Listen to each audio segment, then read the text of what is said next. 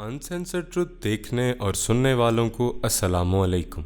मैं by profession एक Muallem हूँ, यानी तालीम देता हूँ। आज एक गिरा खुली तो सोचा उसको किरतास यानी सफ़े के हवाले कर दूँ और किसी को गवाह बना लूँ। बहैसियत उस्ताद मैंने 15 साल बाकायदा तालीम दी है और इन सालों में बच्चों को पढ़ाते हुए इनकी रोज़मर्रा की जाने वाली गलतियों को नोटिस किया है और सज़ा को मौखिर किए रखा है उस वक्त तक कि जब तक मैं उनको वो पढ़ा और सिखा ना लूं जिसके लिए मैं क्लास में आया हूं। उनको वक्तन फवक्तन वार्निंग देता रहता था, मगर सज़ा का ऐलान उस वक्त करता था जब मेरे पीरियड के 35 मिनट में से 25 मिनट गुजर जाते थे और जैसे ही वो वक्त ख़त्म होता मैं उन बच्चों को खड़ा करता और क्लास से बाहर जाकर खड़ा हो जाने की सज़ा देता और साथ ही ये ऑर्डर भी देता कि खबरदार मेरे पीरियड में क्लास में नहीं आना। और जैसे ही पीरियड ख़त्म होता मैं दूसरी क्लास में चला जाता और दूसरे दिन मुकर्ररा वक्त पर जब दोबारा उस क्लास में जाता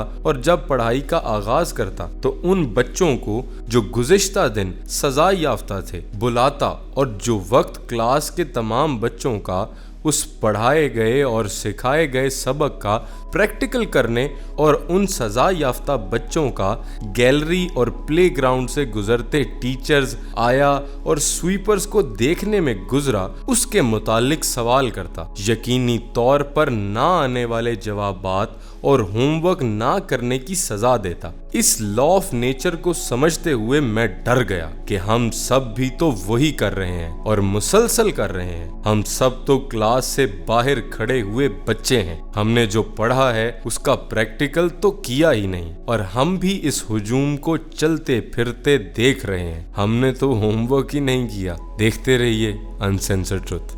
अल्लाह हाफिज।